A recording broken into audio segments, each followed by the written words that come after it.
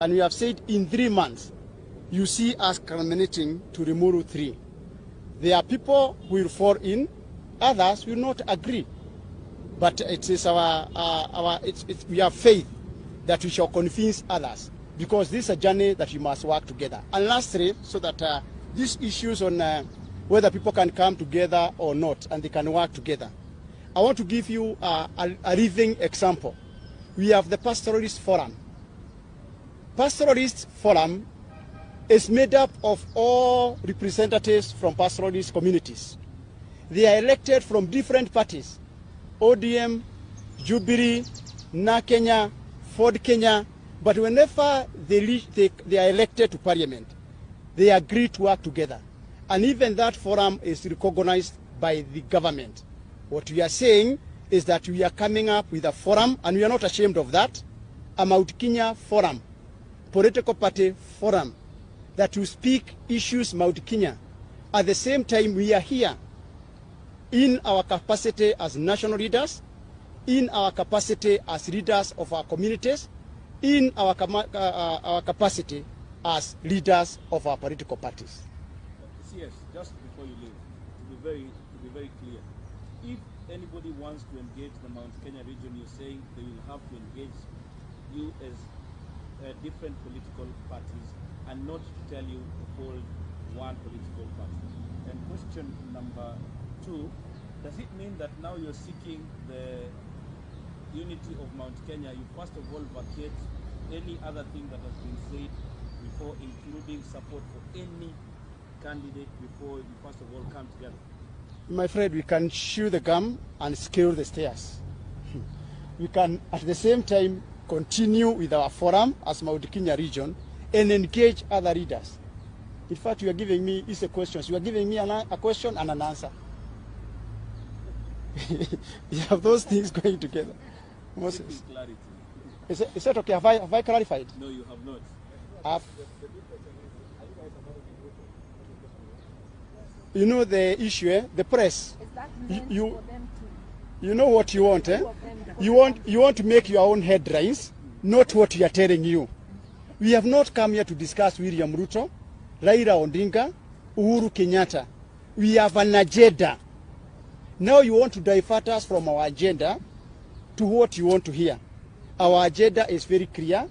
We have come here, we have a caucus, and the journey has begun now.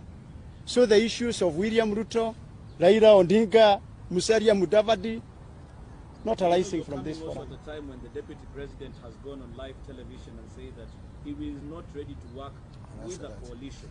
If you're ready, hold your party and come to UDA. It says democratic rights. You know, deputy president has his democratic rights. He has his own formula of working. I have not heard him say that you must vote, but he has said he will work with all Kenyans. However, in his interpretation, it is only him who can issue a press conference. He has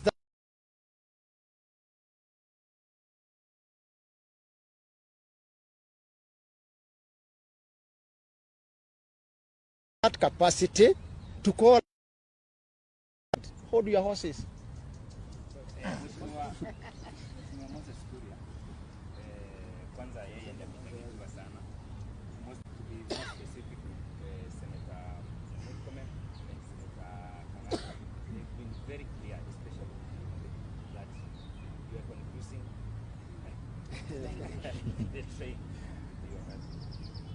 Well, I don't know about Senator Murkomen, but I had a discussion yesterday with Senator Kangata.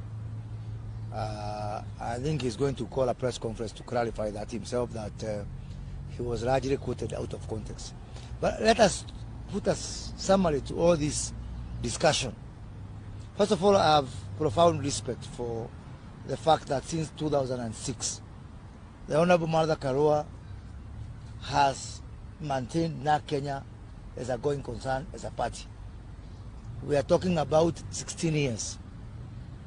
That has not stopped Martha Karua from engaging with other leaders. And that is on the basis we are here today. You know, the shelf life of Kenyan political parties has been very short. And what we are saying is that now we want to build parties as institutions for posterity. And that includes the UDA.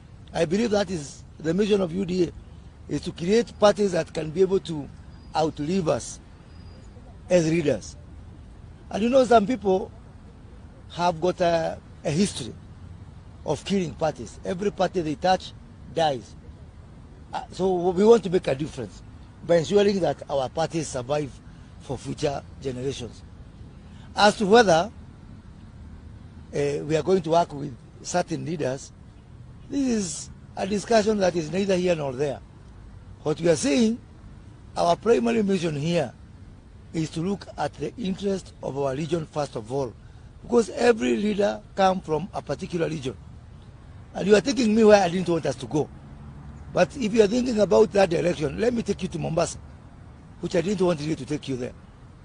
You saw the meeting that was in State House, Mombasa, where 60% of the leaders who were in that meeting were from one region. The Honorable Paranya, the Honorable Musalia Mudavadi, and the Honorable Moses Wetangula. And because the president cannot be said to come from a particular region, so it's a symbol of national unity, our region was not represented. Is that fair? And how come you guys do not complain? But when we meet as Mount Kenya, because that was a tribal meeting of Western region, you know, with some sprinkling of some leaders from other regions here and there. Did you see anybody from Mount Kenya region? No. Actually, that is what triggered us. How can you parade leaders from other regions, and our region, which has got deeply vested interest, was not represented? So you may be looking for trouble where it is not. We are seeing trouble elsewhere. Yes. Maybe the last one, so that we come to an end.